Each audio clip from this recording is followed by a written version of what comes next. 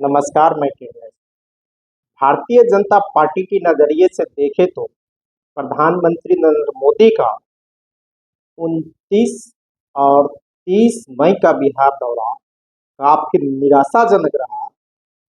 प्रधानमंत्री ऑपरेशन सिंदूर के बाद बिहार दौरे पर आए थे और उनका निशाना अक्टूबर नवंबर में होने वाले बिहार विधानसभा चुनाव था। लेकिन प्रधानमंत्री को पटना के साथ साथ विक्रमगंज में भी निराशा ही हाथ लगी। शाहाबाद की 22 विधानसभा सीटों को साधने के लिए प्रधानमंत्री नरेंद्र मोदी की सभा 30 मई को रोहतास जिले के विक्रमगंज में रखी गई थी। यह वही इलाका है जहां 2020 के बिहार विधानसभा चुनाव और 2024 के लोकसभा चुनाव में एनडीए को करारा झटका लगा था और महागठबंधन की शानदार जीत हुई थी इलाकों में। और इस बार प्रधानमंत्री नरेंद्र मोदी की सभा इसी को ध्यान में रखकर विक्रमगंज में रखी गई थी। लेकिन प्रधानमंत्री की सभा में न ही लोग जुटे और न ही जिस तरह की उम्मीद की जा रही थी कि महिलाएं आएंगी ऑपरेशन सिंदूर के बाद, वह भी काफी चिंताजनक रहा। यूं कहिए कि जीविका की दीदियों को लाने के लिए विक्रमगंज की सभा में लाने के लिए शाहाबाद इलाके में पड़ने वाले 22 विधानसभा सीटों के हर गांव में गाड़ियां भेजी गई थी। इसके बावजूद महिलाएं नहीं आई, अधिकांश कुर्सियां खाली रह गई और जो उम्मीद थी कि भीड़ आएगी वह भीड़ भी काफी निराशाजनक था।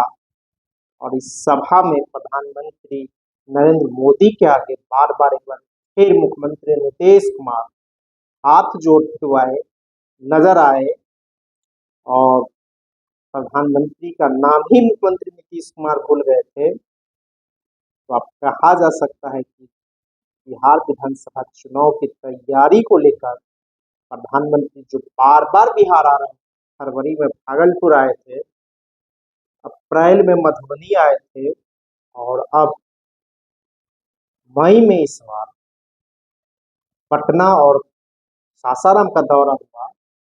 लेकिन इस दौरे से लग रहा है कि बिहार में प्रधानमंत्री नरेंद्र मोदी का ग्राफ लगातार घट रहा है। पहलगाम हमले के बाद केंद्र सरकार ने पाकिस्तान में आतंकी ठिकाने पर हमला किया था, जिसे ऑपरेशन सिंदूर नाम दिया गया।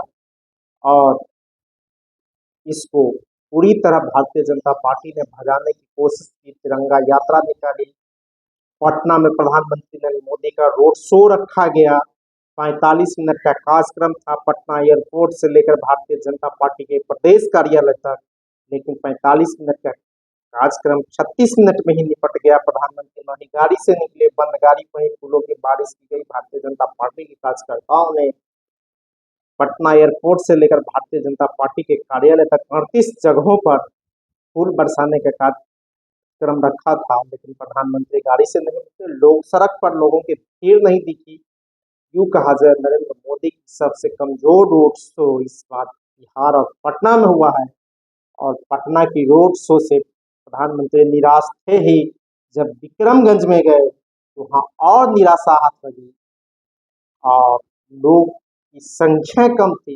हालांकि आतंकवाद पर बोलते रहे और जिस तरह की जुटान की उम्मीद थी, कहा जा रहा था कि महिलाएं और जिस तरह की तैयारियां की गई थी भारतीय जनता पार्टी की, एक नेताओं को लगाया गया था, हर गांव में तैयारी की गई थी, हर गांव में बस दिए गए थे, गाड़ियां दी गई थी। जेडीयू के नेता लगे थे, हम के नेता लगे थे, लोजपा के नेता लगे थे, उपेंद्र कुशवाहा की पार्टी के नेता लगे थे। उपेंद्र कुशवाहा भी इसी लोकसभा सीट से काराकाट से 24 के चुनाव लड़े थे और उनसे हार भी हुई थी। वहां से भाकपा माले के राजा राम सिंह जीते थे और फिल्म अभिनेता पवन सिंह यहीं से निर्दलीय लड़े थे और भारतीय जनता पार्टी को करारी हार में उसका भी एक बड़ा योगदान था उस इलाके में। और उसी को साधने के लिए प्रधानमंत्री मोदी विक्रमगंज पहुंचे थे। भारतीय जनता पार्टी ने कार्यक्रम रखा था लेकिन जिस तरह की सूचनाएं रहे, जिस तरह कुर्सियां खाली रह गई, लोगों की भीड़ नहीं जुटे, इससे साफ लग रहा है कि शाहाबाद में एक बार फिर प्रधानमंत्री नरेंद्र मोदी को संकेत दे दिया है। और शाहाबाद का संकेत बिहार विधानसभा चुनाव जो अक्टूबर नवंबर में होने हैं, उसके परिणाम के भी संकेत है। और इससे साफ लग रहा है कि बिहार के शाहाबाद इलाके में एक बार फिर सत्ता, केंद्र की सत्ता में बैठी और बिहार की सत्ता में बैठी डबल इंजन की सरकार की करारी हार होने वाली है। और इससे भारतीय जनता पार्टी, जेडीयू, लोजपा के लोग काफी तिलमिलाए नजर आ रहे हैं। जो सभा में भीड़ नहीं जुटी, इसे लोग तिलमिलाए हुए नजर आ रहे हैं और कई तरह की चर्चाएं भी शुरू हो गई।